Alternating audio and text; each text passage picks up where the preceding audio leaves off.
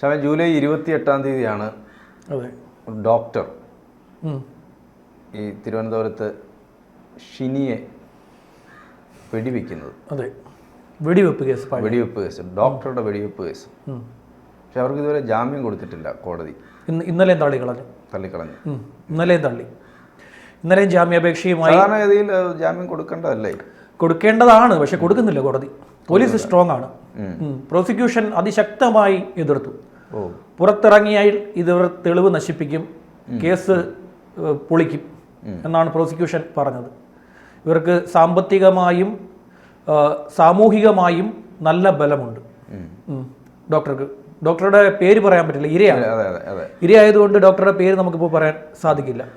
ഇവിടെ അട്ടക്കുളങ്ങര ജയിലിൽ കിടക്കുക, വനിതാ ജയിലിൽ കിടക്കുക, വനിതാ ജയിലിൽ കിടക്കുകയാണ് ഇത്രയും ദിവസമായി.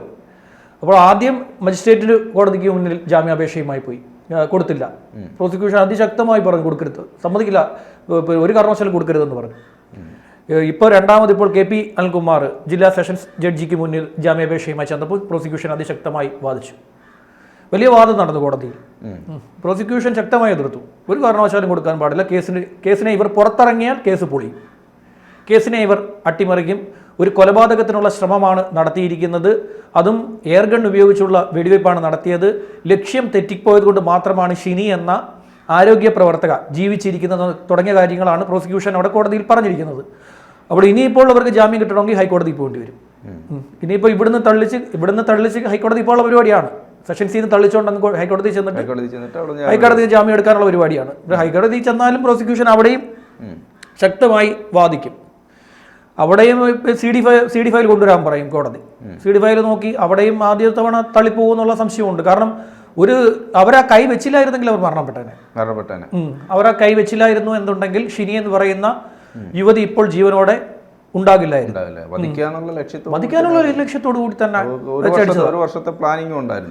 വെച്ചടിച്ചു കൊടുത്തത്, അങ്ങോട്ട് വടിച്ചു കൊടുത്ത്. അത് പക്ഷേ അവർ കൈ വെച്ച് തടഞ്ഞതുകൊണ്ട് കൈയിലേക്ക് ഇത് തുളച്ച് കയറി, കൈക്കുള്ളിലേക്ക് തുളച്ച് കയറി. അവരിപ്പോഴും ചികിത്സയിലാണ്, അതിൻ്റെ ചികിത്സ നടത്തിക്കൊണ്ടിരിക്കുകയാണെന്നാണ് നമുക്ക് അറിയാൻ കഴിഞ്ഞത്. ഇവർ എറണാകുളത്തും തിരുവനന്തപുരത്തും രണ്ടിടത്തായി പോലീസ് തെളിവെടുപ്പ് നടത്തിയായിരുന്നു. ഏതാണ്ട് 8 ദിവസം അവർ കസ്റ്റഡിയിൽ അവർക്ക് കിട്ടി ഈ ഡോക്ടറുമായി രണ്ടിടത്തും തെളിവെടുപ്പ് നടത്തി. ആദ്യം തിരുവനന്തപുരത്ത് ഇവിടെ കൊണ്ടുവന്ന് തെളിവെടുപ്പ് നടത്തിയപ്പോൾ അവർ കാര്യമായി ഇതെല്ലാം വിശദീകരിച്ചു. പിന്നെ അവർ പറയുന്ന ഒരു പ്രധാനപ്പെട്ട കാര്യം, ഇതിൻ്റെ എല്ലാം പ്രശ്നക്കാരനാണ് സുഹിത്താന്നേ. അവൻ മുങ്ങി നടക്കുക, അവൻ ഹൈക്കോടതി പോയിരിക്കുക മുൻകൂർ ജാമ്യത്തിന്. മുൻകൂർ ജാമ്യം ചോദിച്ചുകൊണ്ട് അവൻ ഹൈക്കോടതിയിൽ പോയി നിൽക്കുകയാണ്. എനിക്ക് മുൻകൂർ ജാമ്യം വേണം, ഈ കേസ് കെട്ടിച്ചമച്ചാന്നൊക്കെ പറഞ്ഞ് ഹൈക്കോടതിയിൽ പോയിട്ടുണ്ട്. അത് ലിസ്റ്റ് ചെയ്തിട്ടുണ്ട്. ഹൈക്കോടതി അത് ഇതുവരെ പരിഗണിച്ചിട്ടില്ല. അത് പരിഗണിച്ച ശേഷം അടുപ്പത്തിലായിരുന്നു. ഉഭയസമ്മതപ്രകാരമുള്ള ലൈംഗികത എന്ന് പറയുമ്പോഴും അതിനകത്തൊരു പ്രത്യേകതയുണ്ട്. ചതിച്ചുകൊണ്ടുള്ള ലൈംഗികത, പറഞ്ഞു പറ്റിച്ചുള്ള ലൈംഗികത, അത് പീഡനമാണ്. ഇദ്ദേഹം വിവാഹിതനാണെന്ന് അവർക്കറിയത്തില്ലേ? അതെ, വിവാഹം കഴിക്കാനുള്ള വാഗ്ദാനം നൽകി കൊണ്ട് ലൈംഗിക ബന്ധത്തിൽ ഏർപ്പെട്ടത്. അതായത് പറഞ്ഞു പറ്റിച്ചുള്ള ലൈംഗികത എന്ന് പറയുന്നത് പീഡനമാണ്, പീഡനത്തിൻ്റെ വകുപ്പിൽ വരുന്നതാണ്.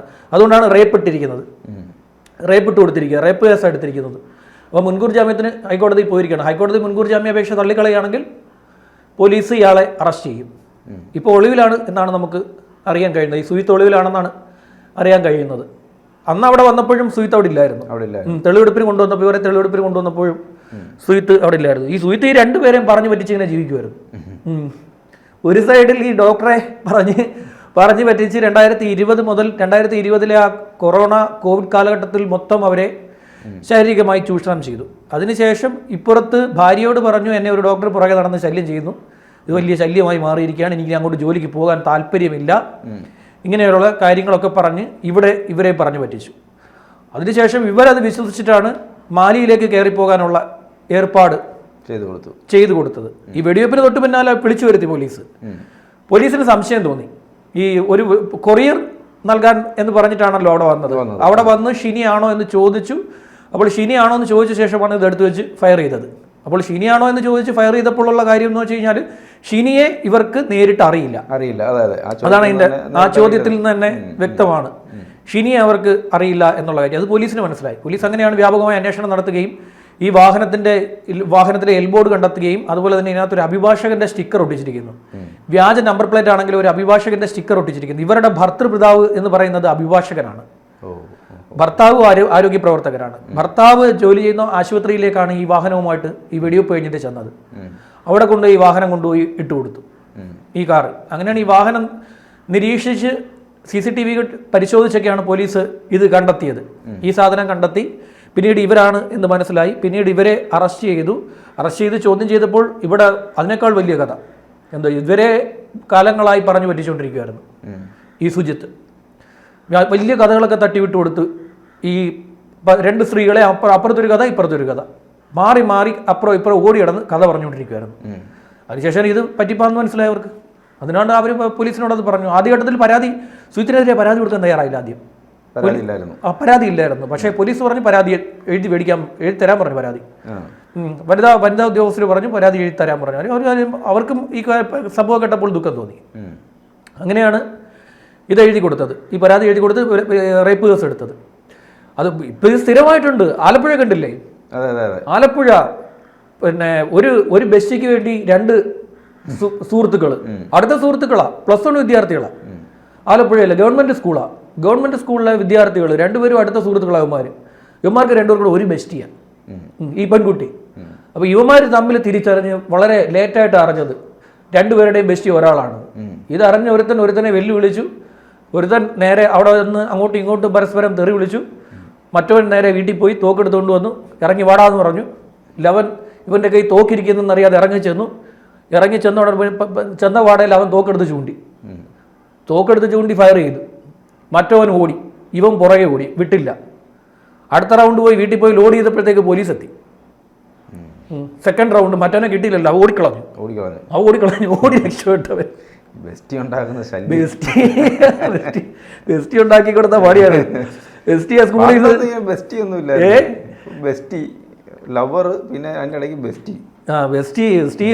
സ്കൂളിൽ ഇരുന്നത് കണ്ടുകൊണ്ടിരിക്കുക. ഇവിടെ നടക്കുന്ന അംഗം യുവമാര് തമ്മിലുള്ളത്. ഇവൻ പോയി ഇവൻ വന്ന് സ്കൂളിൻ്റെ അകത്ത് വന്ന് മറ്റവനെ വെല്ലുവിളിച്ചിട്ട് പറഞ്ഞു ഇറങ്ങി വാടാന്ന് പറഞ്ഞു. നീ ഇങ്ങോട്ട് ഇറങ്ങിയോടാ, കാണിച്ചു തരാടാന്ന് പറഞ്ഞു. എൻ്റെ ബെസ്സിയെ നീ തട്ടിയെടുക്കുമോ, വാടാ ഇവിടെ എന്ന് പറഞ്ഞു. അപ്പം ഇവൻ വിചാരിച്ചില്ല അവൻ വെറുതെ കൈയും വിജയം വന്നിരിക്കുന്നതെന്ന് വിചാരിച്ചില്ല. അവൻ ചെന്ന് ഇറങ്ങിക്കൊടുത്ത് തോക്കെടുത്ത് മടിയിൽ നിന്ന് തോക്കെടുത്ത് ഫയറിംഗ് ഓർഡർ എന്നേ, ഫയറിംഗ് ഓർഡർ ഒന്നും വേണ്ടല്ലോ, ഡൽഹിയിൽ നിന്നും വിളിക്കണ്ടല്ലോ, കേന്ദ്ര ആഭ്യന്തര വകുപ്പിൽ നിന്നും ഉത്തരവൊന്നുമാർക്ക് വേണ്ടല്ലോ, എടുത്ത് ഫയർ ചെയ്യുമല്ലേ. ഇതെടുത്ത് വന്ന് ഇടപെട്ടതുമില്ല. വേസ്റ്റിയതൊക്കെ കണ്ട് ആഘോഷിച്ചു. വേസ്റ്റിക്ക് ഒരു രസം. TC കൊടുത്തു, പുറത്താക്കി. TC കൊടുത്തു വിട്ടവർ. അവർ പറഞ്ഞു ഇവിടെ പറ്റില്ല എന്ന് പറഞ്ഞു. ബാക്കിയുള്ള കുട്ടികൾക്ക് ഭയം. രക്ഷിതാക്കളെല്ലാം കൂടെ അവിടെ കൂടി അവർ പറഞ്ഞു ഇപ്പോൾ വെടിവെപ്പ് നടന്നിട്ടില്ലെന്നാണ് സ്കൂളിൻ്റെ ഔദ്യോഗികമായിട്ടുള്ള വിശദീകരണം. തോക്ക് വെച്ച് അടിച്ചതേ ഉള്ളതാണ് സ്കൂൾ പറയുന്നത്, തോക്ക് വെച്ച് അടിച്ചതേ ഉള്ളതാണ്. പക്ഷേ ബാക്കി പുറത്തു വരുന്ന റിപ്പോർട്ട് അനുസരിച്ച് എടുത്ത് ഫയർ ചെയ്തു. ആദ്യത്തെ റൗണ്ട് ഫയറിങ്ങിൽ തന്നെ അവൻ ചാടി ഓടിക്കളഞ്ഞു. അവനെ കിട്ടിയില്ല, അവൻ ഓടി. പണ്ട് നസീറിന്റെ സിനിമയൊക്കെ കണ്ടിട്ടുള്ള ആളാന്ന് തോന്നുന്നു. വെടിയുണ്ടൊക്കെ തടയാനുള്ള, അല്ലെങ്കിൽ അവൻ ദേഹത്ത് കൊള്ളത്തില്ലേ. പിന്നെ അവനെന്താ അറിയാതില്ലേ, ഓടിയും വേണ്ടേ. ഇത് അതെ, ഇവനെ ലക്ഷ്യം തെറ്റിച്ച് ഓടണ്ടേ. അതെ വളഞ്ഞു കണ്ട് ഓടിക്കളഞ്ഞു തോന്നുന്നു. ആന ഓടിക്കാൻ വന്നു കഴിഞ്ഞാൽ, ആന കുത്താൻ വന്നാൽ വളഞ്ഞു ഓടണമെന്നാണല്ലോ പറയാറുള്ളത്. ഈ പഴമക്കാർ പറയുന്ന അങ്ങനെ ഇപ്പൊ നടക്കത്തില്ല, അവൻ ഓടിച്ചിട്ട് കുത്തിക്കളയും. അതിന് അങ്ങനെ ഇവൻ ഓടിയില്ല, അവൻ വെടിവെച്ചു. അങ്ങനെ മൊത്തത്തിൽ ഇത് വെടിവെപ്പ് കേസുകളാണ്. ഇപ്പൊ നാട് മൊത്തം ഇത് എയർഗൺ ഇങ്ങനെ വ്യാപകമായിട്ട് പിള്ളേരുടെ ഈ സാധനമുണ്ട്, എയർഗണ്ണ്. അത് നല്ലൊരു, അതിനകത്തുള്ള പെല്ലറ്റൂടെ വരുന്ന ഈ സാധനം നമ്മൾ ഇത് ഓൺലൈനകത്ത് പെല്ലറ്റോട് കൂടിയാണ് വരുന്നത്. പെല്ലറ്റോട് കൂടി വരും. നമുക്ക് യൂട്യൂബ് നോക്കിക്കഴിഞ്ഞാൽ ഇതിൻ്റെ ലോഡ് ചെയ്യുന്ന രീതി പഠിക്കുകയും ചെയ്യാം.